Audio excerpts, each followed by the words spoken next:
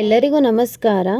ನಾನಿವತ್ತು ಹಾಗಲಕಾಯಿ ಗೊಜ್ಜು ಮಾಡ್ತಿದ್ದೀನಿ. ಅದು ನಾನು ಅನ್ನಕ್ಕೋಸ್ಕರ ಮಾಡ್ತಿದ್ದೀನಿ. ಚಪಾತಿಗೆ ಅನ್ನಕ್ಕೆ ತುಂಬ ಚೆನ್ನಾಗಿರುತ್ತೆ. ಚಿಕ್ಕ ಮಕ್ಕಳು ಸಹ ತಿನ್ಬೋದು, ಅಷ್ಟು ಚೆನ್ನಾಗಿರುತ್ತೆ. ಟ್ರೈ ಮಾಡಿ. ಮೊದಲಿಗೆ ಕಡಲೆ ಬೀಜವನ್ನು ಅದನ್ನು ರೋಸ್ಟ್ ಮಾಡ್ಕೊಳ್ಳಿ. ಸ್ವಲ್ಪ ರೋಸ್ಟ್ ಆಗೋ ಥರ ಮಾಡಿ ಸ್ಲಿಮ್ಮಲ್ಲಿ ಇಟ್ಕೊಳ್ಳಿ. ಸ್ಲಿಮ್ಮಲ್ಲಿಟ್ಟು ರೋಸ್ಟ್ ಮಾಡಿ. ಹಾಗೆ ಇದನ್ನು ಟ್ರೈ ಮಾಡಲೇಬೇಕು. ವಿಡಿಯೋ ಸ್ವಲ್ಪ ಶೇಕ್ ಆಗಿರ್ಬೋದು, ಬಟ್ ಹಾಗಲಕಾಯಿ ಗೊಜ್ಜು ತುಂಬ ಚೆನ್ನಾಗಿ ಬಂದಿತ್ತು ನೋಡಿ. ಅದು ರೋಸ್ಟ್ ಆದಮೇಲೆ ಎಳ್ಳು ಹಾಕಿ, ನಾನು ಕಪ್ಪು ಎಳ್ಳು ತೊಗೊಂಡಿದ್ದೀನಿ. ಆ ಕಪ್ಪು ಎಳ್ಳಾಗಿರೋದ್ರೆ ಸ್ವಲ್ಪ ಬ್ಲ್ಯಾಕಾಗಿ ಕಾಣಿಸ್ತಿದೆ. ನೀವು ವೈಟ್ ಬೇಕಾದ್ರೆ ತೊಗೋಬೋದು. ಅದು ರೋಸ್ಟ್ ಬೇಗ ಆಗುತ್ತೆ. ರೋಸ್ಟ್ ಮಾಡಿ ಅದಾದಮೇಲೆ ಸ್ವಲ್ಪ ಮೆಂತ್ಯ ಕಾಳು ಮತ್ತು ಜೀರಿಗೆ ಮತ್ತು ಸಾಸಿವೆ ಇಷ್ಟನ್ನು ಹಾಕಿ, ಸ್ವಲ್ಪ ಸಾಸಿವೆ ಸ್ವಲ್ಪ ಹಾಕಿ, ಮೆಂತ್ಯಕಾಳು ಸಾಸಿವೆ ಸ್ವಲ್ಪನೇ ಹಾಕಿ, ಜೀರಿಗೆ ಒಂದು ಸ್ಪೂನಷ್ಟು ಹಾಕಿ ರೋಸ್ಟ್ ಮಾಡಿ.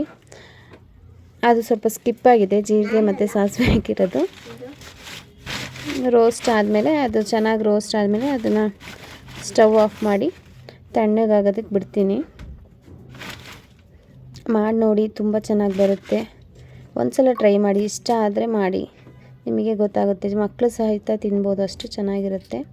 ಆಮೇಲೆ ಈ ಕಡೆ ನಾನು ಒಂದು ಕುಕ್ಕರಲ್ಲಿ ಎಣ್ಣೆ ಹಾಕ್ತಿದ್ದೀನಿ. ಎಣ್ಣೆ ಹಾಕಾದ್ಮೇಲೆ ಸಾಸಿವೆ, ಜೀರಿಗೆ ಮತ್ತು ಕರಿಬೇವು ಹಾಕಿ, ನಾನಿಲ್ಲಿ ಕೊಬ್ಬರಿ ಎಣ್ಣೆ ಯೂಸ್ ಮಾಡಿದ್ದೀನಿ. ನಾನು ಕುಕ್ಕರಲ್ಲಿ ಮಾಡ್ತಿದ್ದೀನಿ ಬೇಗ ಆಗಲಿ ಅಂತ. ಇದು ನೀವು ಓಪನ್ನಲ್ಲೂ ಸಹಿತ ಮಾಡ್ಬೋದು. ಮಾಡಿ ನೋಡಿ.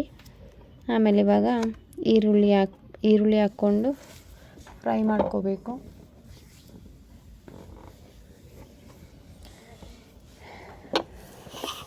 ಸ್ವಲ್ಪ ಒಂದೆರಡು ಮೆಣಸಿನ್ಕಾಯಿ ಹಾಕಿ ಫ್ರೈ ಮಾಡಿ.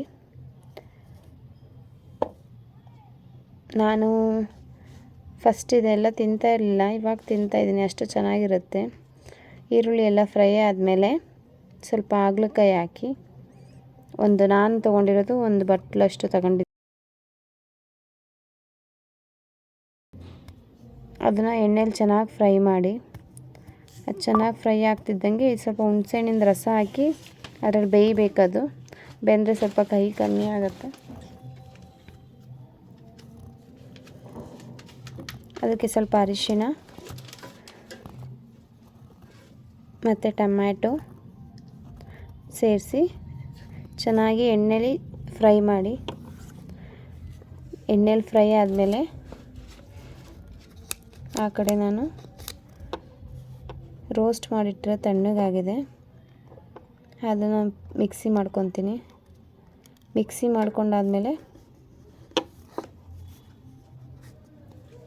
ಅದು ಫ್ರೈ ಆಗಿದೆ. ಇವಾಗ ಅದಕ್ಕೆ ಸ್ವಲ್ಪ ಖಾರದ ಪುಡಿ, ಸಾಂಬಾರು ಪೌಡರು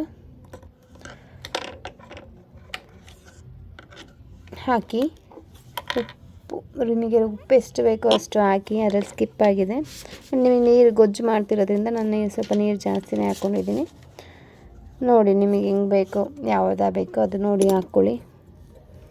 ಎಷ್ಟು ಬೇಕಷ್ಟು ನೀರು ಹಾಕಿ, ಪೌಡ್ರೆಲ್ಲ ಹಾಕಿ.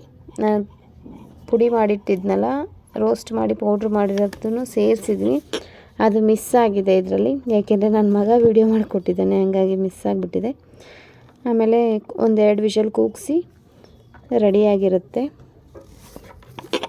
ನೋಡಿ, ಮಾಡಿ, ಚೆನ್ನಾಗಿರುತ್ತೆ. ಇಷ್ಟ ಆದರೆ ಸಬ್ಸ್ಕ್ರೈಬ್ ಮಾಡಿ ಪ್ಲೀಸ್. ಒಂದು ಲೈಕ್ ಮಾಡಿ. Thank you.